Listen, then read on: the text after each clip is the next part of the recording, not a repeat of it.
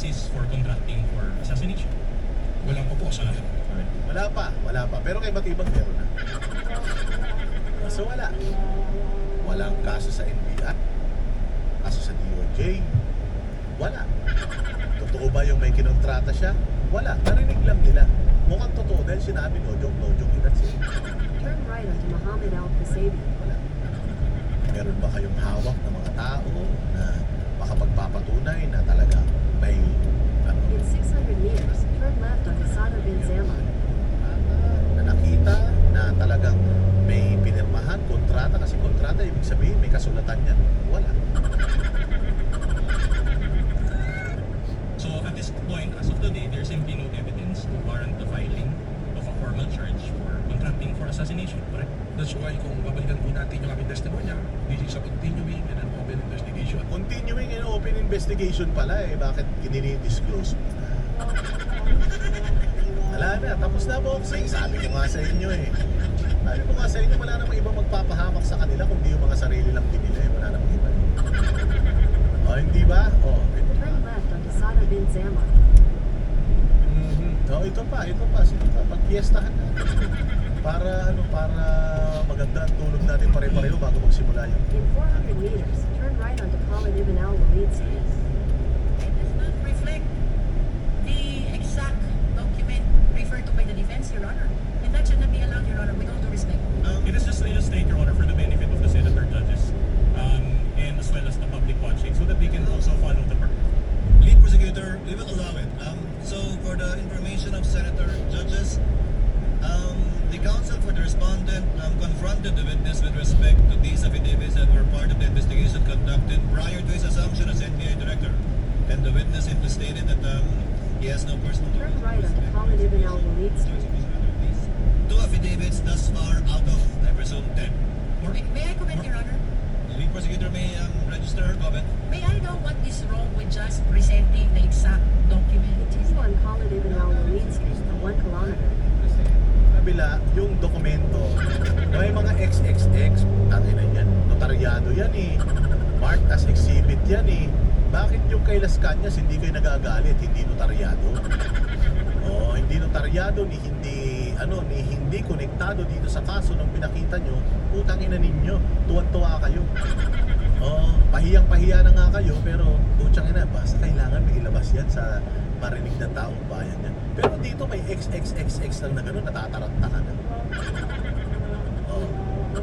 Yan ang sinasabi ko sa iyo Luistro eh. Those which are marked with XX. Your Honor, it comes or whatever impression it may give to the witness with respect to the to attending. In 500 meters, turn left onto King Abdullah Branch Road.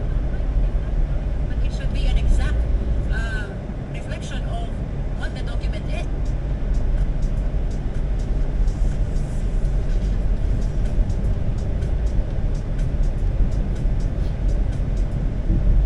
Again, I think it's quite plain. Again, I think it's quite plain that these are documents that the witness cannot or does not have personal. Turn left onto King Abdullah Branch Road. Proceed with Sopla, kasi may mga X ito. Itong supina na to, may X. Ibig sabihin, wala siyang alam. Itong supina na to, may X. For guidance ng mga tao na nanonood dyan, mga bugat, mga senator judges. So para lang alam ninyo, sa dami ng mga dokumentong ito, walang alam yung ating NBA director. Pero nandito siya sa witness stand at sinasabi niyang may alam siya. This answer. Alright, I'll move on. Are you aware that the subpoena was issued to Red Mendoza of Manila Times? I'm aware. Continue for 2 kilometers. And the same answer of the witness. Witness may proceed. Witness may answer. Counsel will please proceed. Alright, are you aware that the subpoena was issued again to Jason Rubrico of SLM9? Same answer. Okay, same answer. And you did not sign that subpoena for I Jason? said same answer. Are you aware that the subpoena was issued to Mikael Flores of Reuters? Same answer. Your Honor, may we ask Your Honor to make any comment?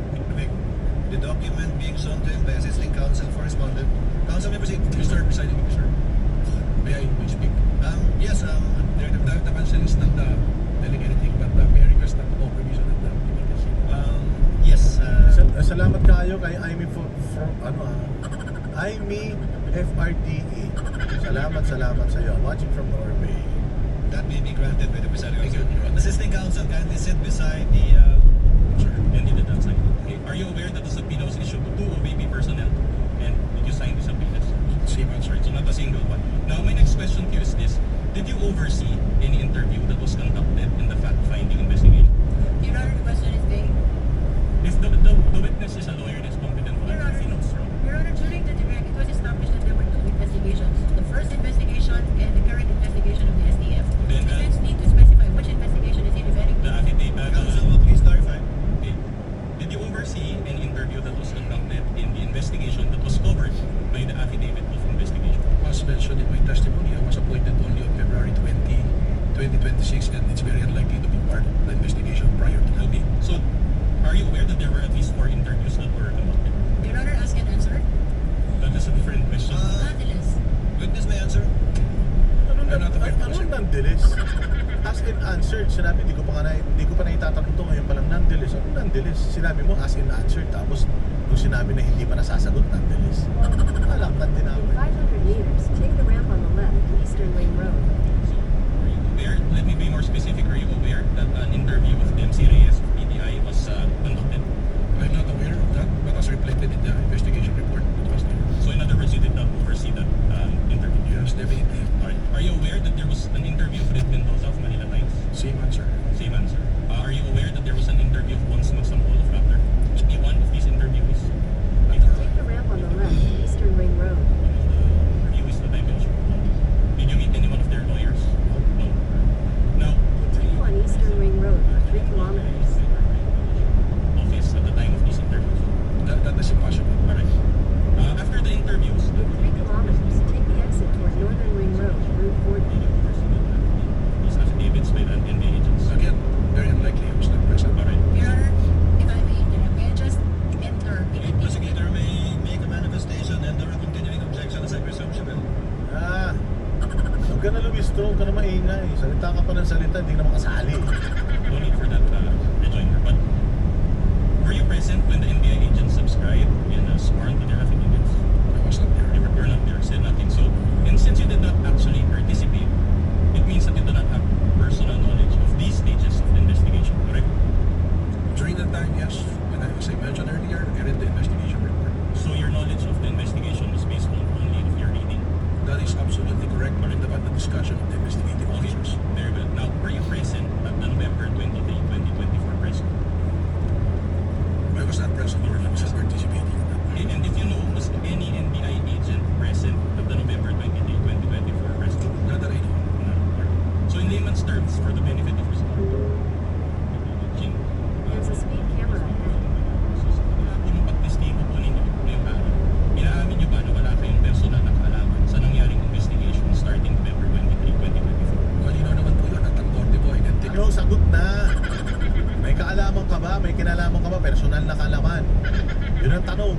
In judicial notice of the fact na hindi pa po NBI director ng panahon na yun. So you're confirming that you do not have personal knowledge because you were only appointed as NBA director a year later or on February 20, Your Honor, ask and 2026, answer correct? question. So I haven't put it as that question. The counsel finish. There's a speed camera ahead. So again, I will repeat. So the reason for this is that because you became NBA director only a year later or on February 2020.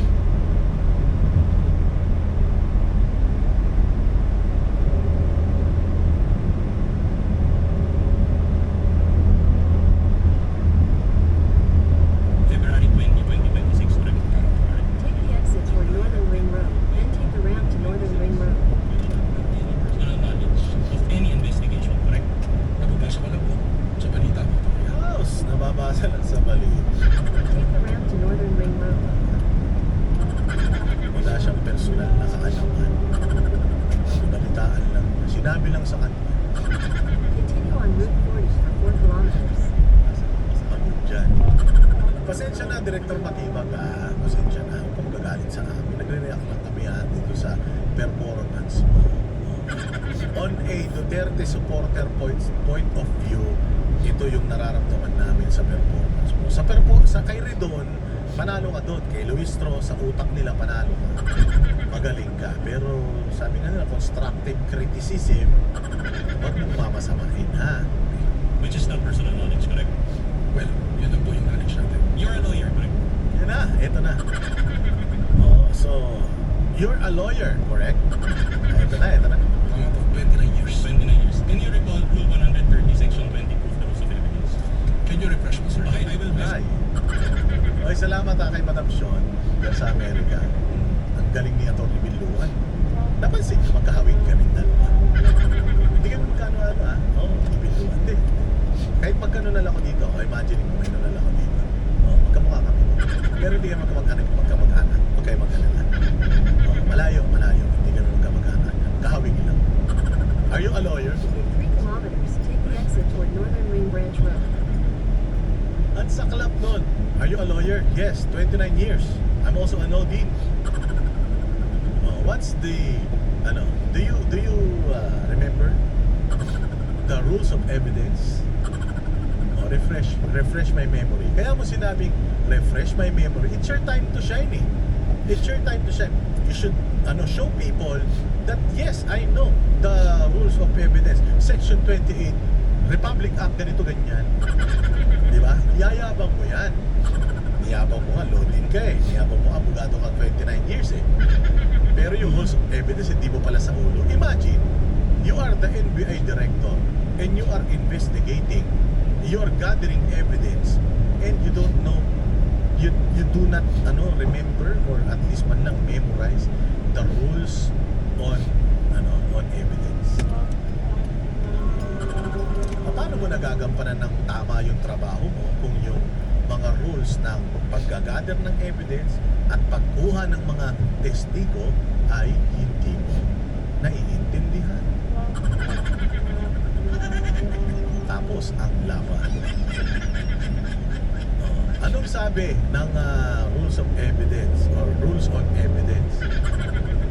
Para maintindihan niya, no? Hindi, totoo yun. Do you know the rules on evidence, blah blah blah? Tinan mo, nagano na yung mga prosecutor. Kasi kahit sila, di nila alam yun. Hindi nila sa ulo yun. So, ang ginawa nito ni Matibag, kung sa ulo niya yun, iyayabang niya yun. Rest. Yung rules on evidence, blah blah blah, i-recite niya yun. Di ba? I-recite niya yun. It's his time to shine. Pero dahil hindi niya sa ulo, hindi niya mai-recite. At para magmukhang hindi niya alam, at magmukhang alam niya, hindi niya lang sinasabi, refresh my memory. Gawala na lang siya. Agoy. Oy, Berna, komentado. Salamat sa iyo. I-refresh. There's a speed camera ahead. Ano pa siya? Saklat! Sakit! Batang-bata ito. Sabi pa naman ni sino ba tayo? Isang abogadong tanga. Oo, din daw niya si Chel Joke, no? Tuwan-tuwa daw siya, naging estudyante siya ni Chel Joke. Tanungin mo, may kaso kang wala. Wala nagtitiwala sa kanya bilang abogado. Utang ina niya. 30, Section 20 of the Rules of Evidence. And I'll read it. Please read with me. Please, right? There's a speed camera ahead. Ang sakit nun. Kasi, kumbaga, ako teacher. Tinanong kita, estudyante kita. Sinabi ko sa'yo, mag-review ka eh, di ba? Can you recite the preamble? In 600 meters, take the exit toward Northern Ring Branch Road. Sa ulo yung preamble. Ganun lang. Alam mo, sinabi nitong gagong Binluan, tarantado rin to si Binluan, sabi, okay, so rules on evidence, section 24. Ganun siya eh.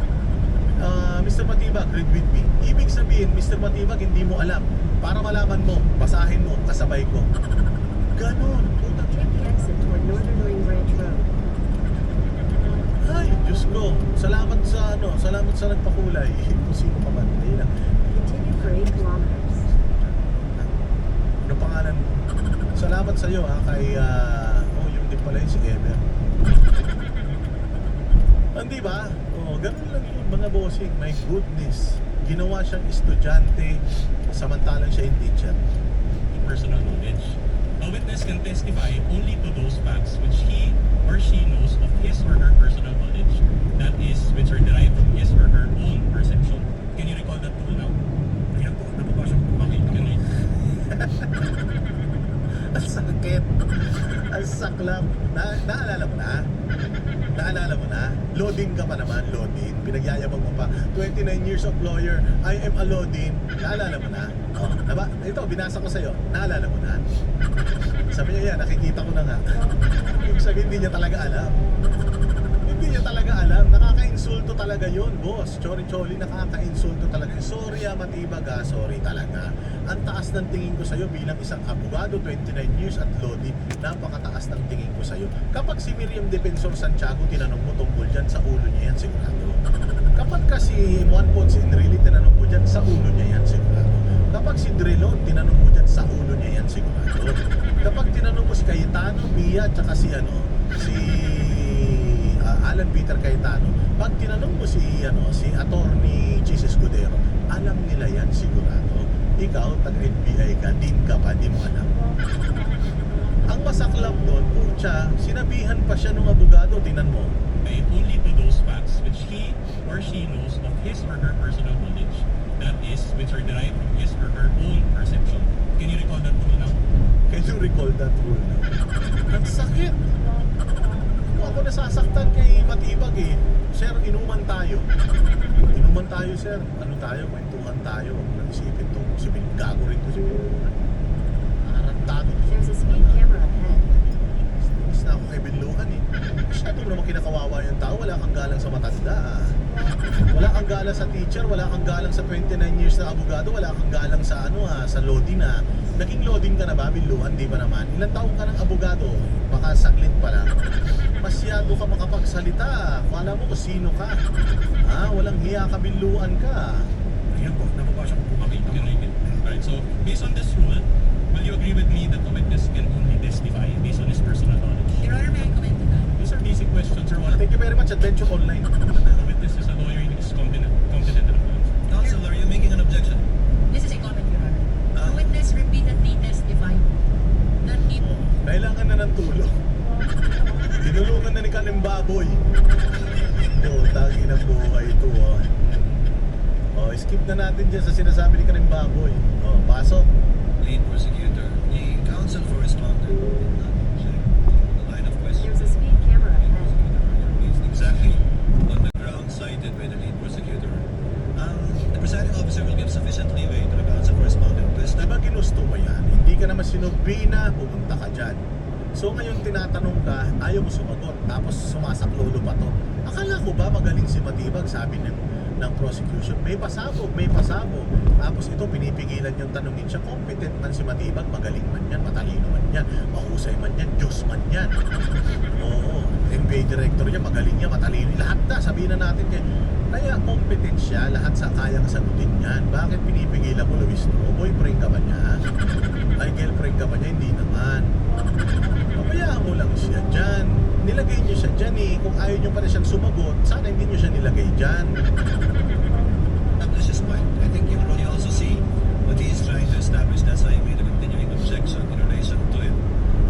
I'll give you some leeway, counsel, but go to your next topic as soon as you're done with this. Here.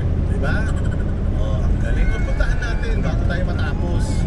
Puntahan natin yung kay Tulpo. Meron ako magandang angulo ko dyan kay Tulpo. Okay, ito i-play natin.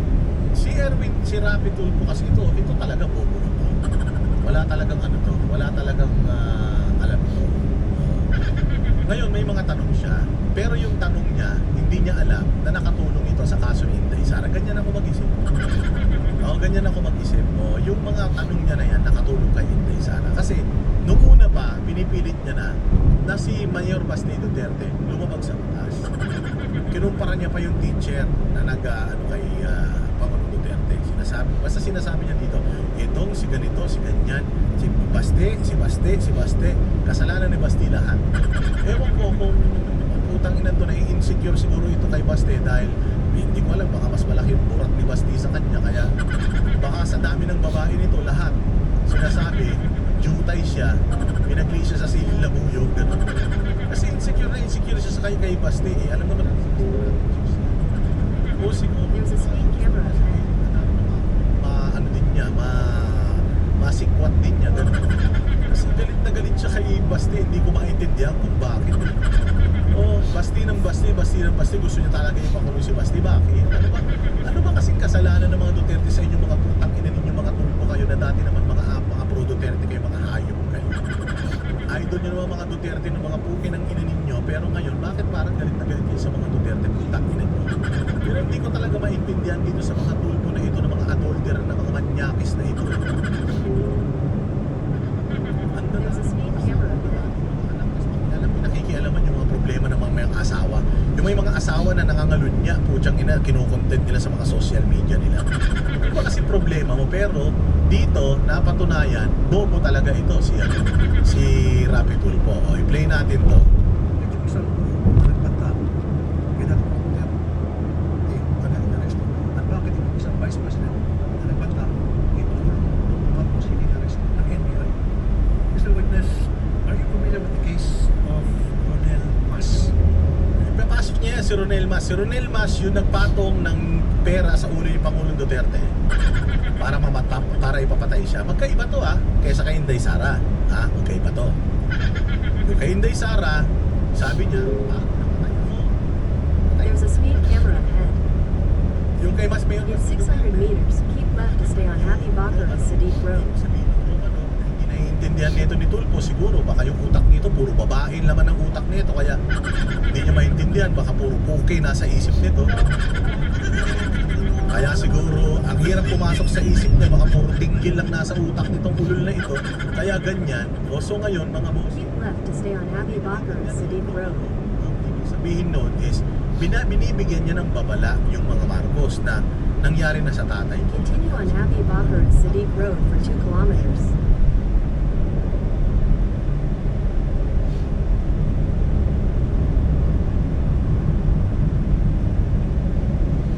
Patalsik ng taong bayan.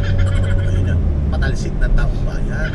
Ayun yan. Tapos yung sinabi niya pa na ulo lang ng presidente ang gusto natin. Ibig sabihin noon, ang cancer sa Pilipinas si Bongbong Marcos na pag nawala siya, hindi naman sinasabing patayin siya, hindi naman sinasabing anuhin siya, i-people power siya. Ang sinasabi doon, pag wala na si Bongbong Marcos, kayong mga congressman, hindi naman kayo ang habol namin. Hindi kayo hahabulin. Ang habol namin, etong si Bongbong, siya man lang ang problema ng Pilipinas. Pag nawala siya, sigurado solve ang problema ng Pilipinas. Ganun lang yun. Kaya si Bongbong lang ang gusto namin na mawala, hindi naman kayo mga congressman. Kaya kung ako sa inyo, wag na kayo makiisa dito. Kasi sa 2028, presidente na si Inday Sara, magsisipag-balimbingan kayo lahat. May listahan na kami ng mga pangalan yung mga putang ina ninyo, hahabulin namin kayo. Kaya ngayon pa lang, i-correct nyo na yung pagkakamali ninyo, si Bongbong man lang ang magnanakaw talaga rito. Kaya siya ang gusto namin, siya lang naman ang hahabulin namin dito. Ganun yun. Yun lang naman yung ibig niya sabihin doon. Hindi naman sinabing ulo. Putang ina, puputa ng ulo. Ano ba yan? Pakaano naman yan? Hindi naman yun ganun. Oo, hindi yung ganun mga bossing. Diyos ko, hindi ko alam kung bakit hindi pumapasok yun sa utak nito ni Tulfo. In 500 meters, turn right. Sa ano na ito, bakit hindi ina-arrest na sila Inday? Napanood ko. At the time, so, tell us briefly dito sa kaso ni Ronel Mas. Sa pagkaalala ko po rito, itong si Ronel Mas ay isang guro na kung saan siya ay nagsabi na kung sino ang papatay sa dating Pangulo Rodrigo Duterte ay papaglaan niya ng 50 million. At sa pagkakaalala ko po, Turn right, then turn right. at tumuli sa kanya, partido na rin po ang aming mga opisina sa Region 1. At siya po ay kinasukan po ng pagbabanta at itinuloy po ng red niya isang malaking truck po. Turn right into the parking lot, then your destination will be on the left. Ginamit siya ng case ng inciting prosecution. And Your destination is on the left. sa volunteer sa West White, tama mo. Okay, so isang puro nagbanta sa dating Pangulo, agad-agad inaresto. Ayan, ganda nito. Ganyan. Isang guro, nagbanta, kagad-kagad inaresto. Anong susunod na tanong? Nang walang warrant. Now, itong yung VP Sara, si Vice President Sara Duterte, na nagbanta rin. Ang Pangulong Duterte at yung Pangulong Marcos. Anong difference? Well, pagkakaiba. Anong difference yung dalawa? Ako na sasagot? Mamaya, sagutin ko. Kanila, itong si Rene Mas ay isang guro, si Vice President, siya naman pong Vice President, at siguro po ay naging president